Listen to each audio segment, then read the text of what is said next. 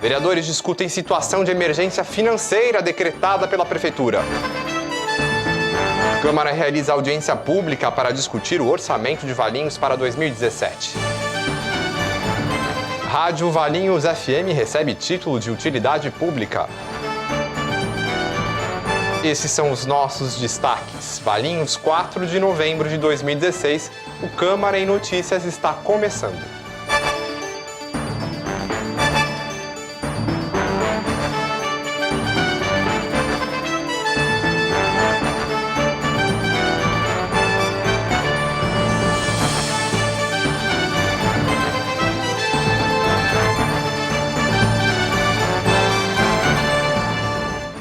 Olá! Os vereadores discutiram na última sessão a situação de emergência financeira em Valinhos decretada pelo prefeito Cleiton Machado. O decreto estabelece medidas de contenção de despesas como corte no número de servidores comissionados, suspensão de horas extras, redução no pagamento de gratificações, cancelamento de eventos e diminuição nos gastos com combustíveis e compras em geral. O vereador Tunico questionou o porquê do decreto que estabelece a situação de emergência financeira de Valinhos não ter saído antes das eleições. Saiu aí uma revista muito chique, muito ótima, que a cidade estava mil maravilhas. Quem não se lembra da revista?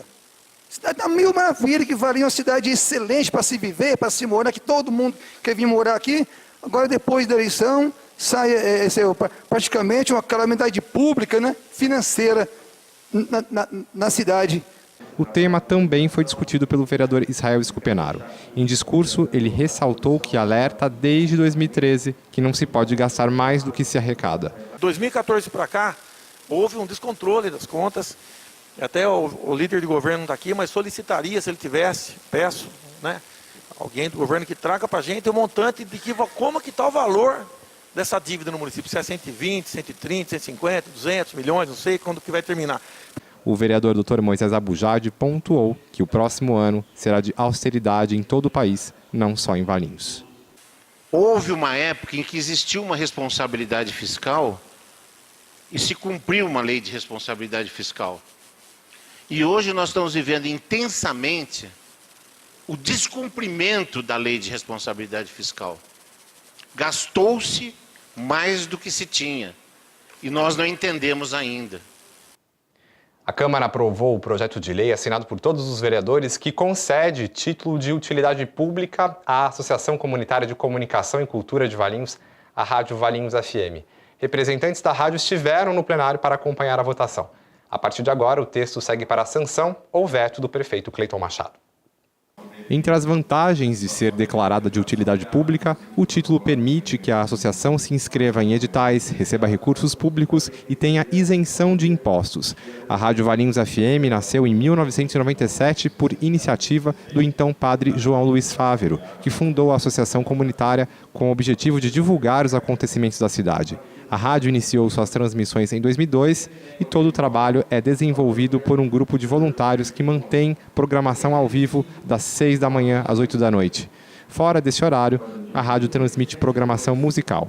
Pelos microfones da Valinhos FM passam inúmeras pessoas ligadas a instituições, profissionais liberais, atletas, religiosos e políticos.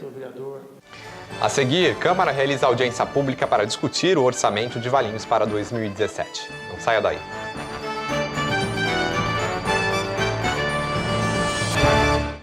Aqui eu aprendi tudo sobre a vegetação do Centro-Oeste. Aqui eu aprendi que a área de um triângulo equilátero é a base vezes a altura dividida por 2. Aqui eu entendi como funciona a força centrípeta. O Enem 2016 é agora. Acesse o portal do MEC e veja como se preparar para as provas todos os dias e no lugar em que você estiver. E baixe o aplicativo Enem para ficar por dentro de todas as etapas e atualizações do exame. Ministério da Educação, Governo Federal, Ordem e Progresso.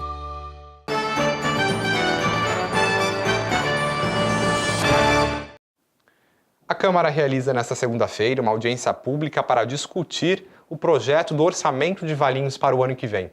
A Lei Orçamentária Anual é uma lei elaborada pela Prefeitura que define as prioridades em cada área e as metas que deverão ser atingidas. O documento apresenta uma receita projetada em 486 milhões e meio. O valor é 5,6% maior que a receita projetada para este ano.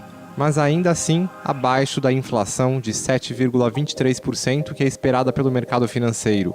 Para tentar driblar a crise, a prioridade elencada no orçamento é manter os serviços públicos, reduzindo os investimentos a apenas 2,43% das despesas gerais. A maior parte dos custos da prefeitura deve ser direcionada para as áreas da educação e da saúde. As despesas na educação são estimadas em mais de 107 milhões, 0,2% a mais do que o previsto para este ano. Já na saúde, a estimativa é de despesas na ordem de 84 milhões e 100 mil reais, o que representa uma queda de 8,6% com relação ao que foi projetado para 2016. Uma reserva de contingência no valor de 3 milhões e 800 será feita para cobrir imprevistos. De acordo com a mensagem enviada pela Prefeitura, a despesa total do município foi fixada dentro dos limites que permitem a manutenção do equilíbrio orçamentário, levando-se em consideração os cargos inadiáveis, ou seja, gastos com pessoal, encargos sociais, assistência médico-hospitalar dos funcionários e servidores, dívida consolidada, sentenças judiciais e outros compromissos obrigatórios. Além da arrecadação por meio de impostos municipais, a Prefeitura também conta com transferências financeiras que são feitas pelo Estado e pela União. Do Estado são esperados 127 milhões e 700 mil reais. Já da União, a expectativa é de um repasse de mais de 43 milhões de reais. A maior parte referente às parcelas do Fundo de Participação dos Municípios. O projeto orçamentário prevê ainda o limite de 50% para remanejamento de verbas entre as secretarias, por meio da anulação parcial ou total de despesas. O percentual é o mesmo permitido para este ano. A Câmara realizará audiência pública para apresentação e discussão do projeto de orçamento municipal na segunda-feira, dia 7 de novembro, às 9 horas. A inscrição para apresentação de sugestões ou questionamentos é livre a qualquer interessado, devendo ser realizada no setor de protocolo da Câmara até às 16 horas do dia 1º de novembro, mediante preenchimento de formulário padrão que será fornecido. Cada pessoa inscrita terá direito a uma única apresentação de até 5 minutos. As apresentações serão feitas por ordem de inscrição. Ele será o vereador mais novo da próxima legislatura. Alessio Cal é o nosso entrevistado de hoje aqui no Câmara e Notícias, onde recebemos os novos eleitos para o próximo mandato. O bate-papo foi conduzido mais uma vez pelo jornalista Elton Aquino.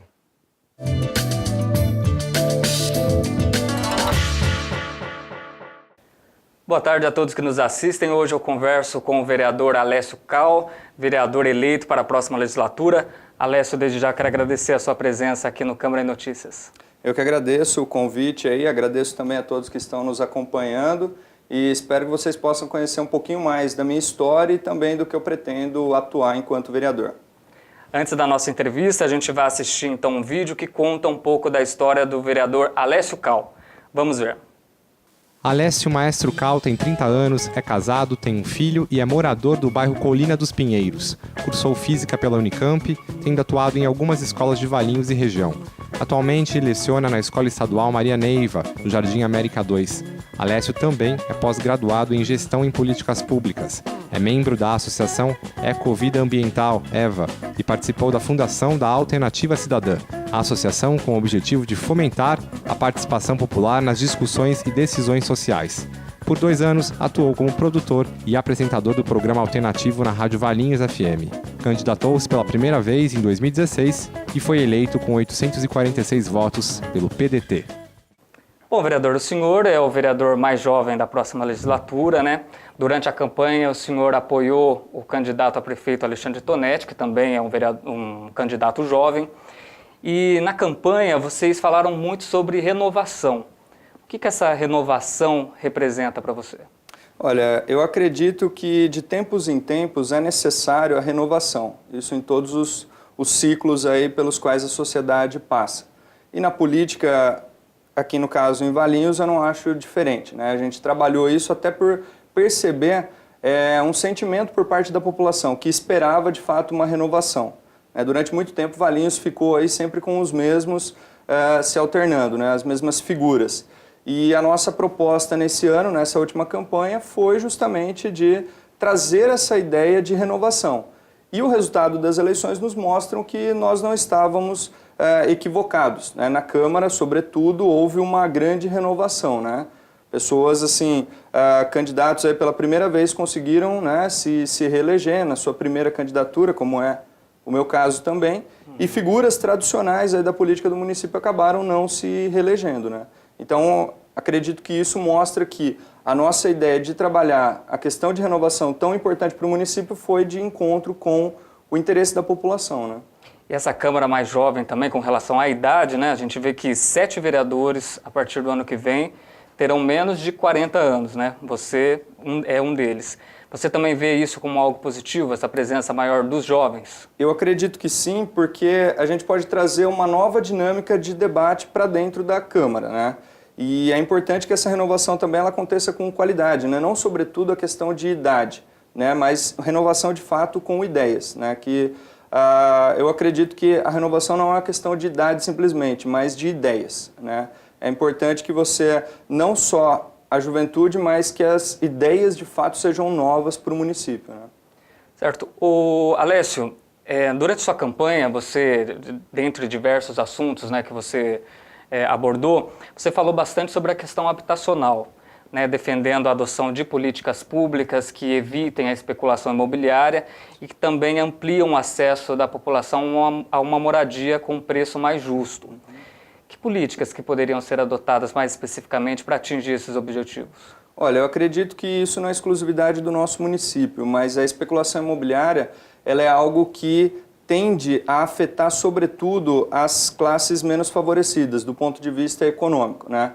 Fazendo com que o custo da terra, sobretudo, seja elevado. E isso impossibilita, muitas vezes, famílias recém-criadas, né? Filhos da cidade, de se permanecerem aqui no município, muitas vezes tendo que recorrer a buscar moradia em outro município. Então, eu acredito que o poder público ele tem condições de trabalhar políticas públicas que visem a inibir, né, a especulação imobiliária e, com isso, o valor da terra poder reduzir no município.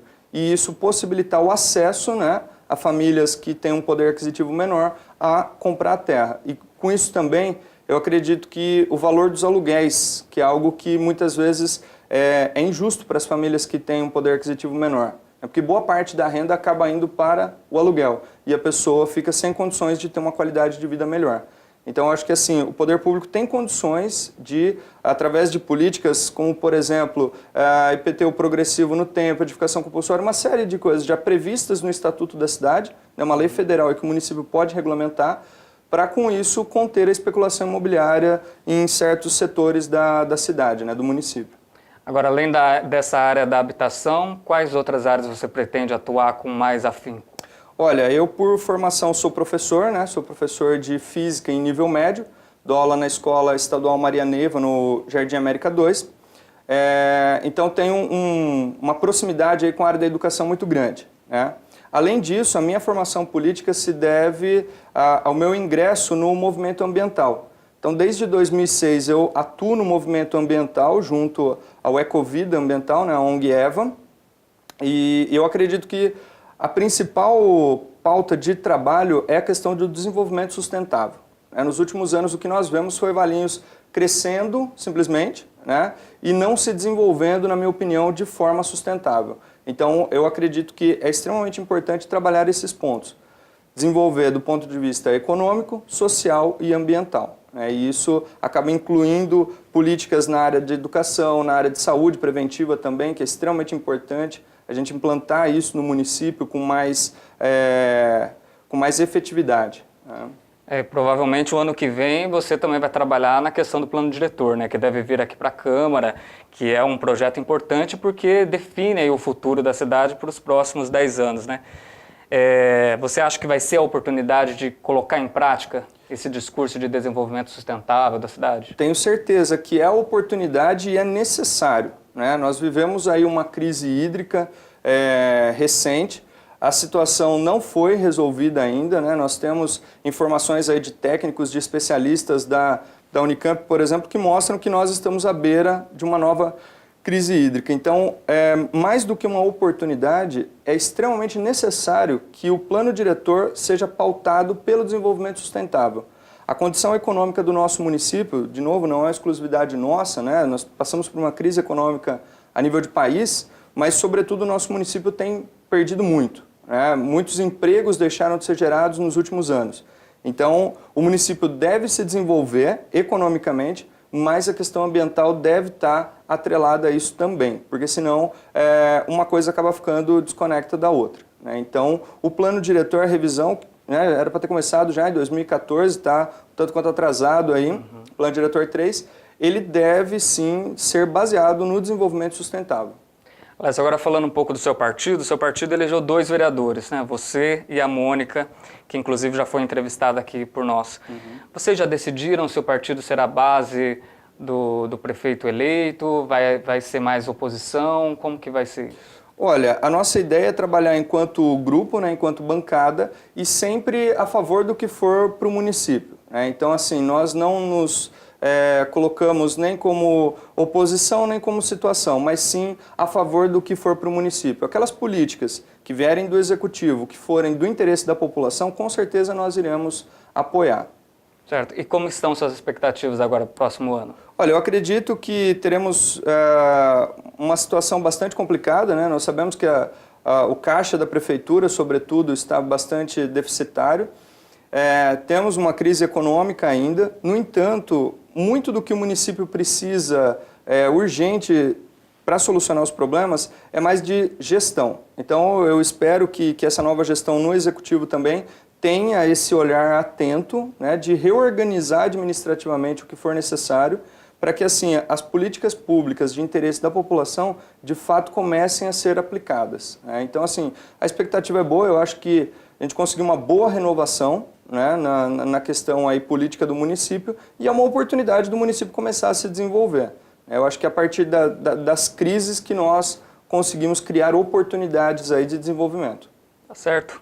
Agradeço a sua presença aqui, Alex Cal, no estúdio da TV Câmara, em nome da nossa equipe também. A gente aproveita e te deseja boa sorte no mandato. Obrigado, e mais uma vez eu agradeço pela oportunidade de participar e também por todos que nos acompanharam. Muito obrigado.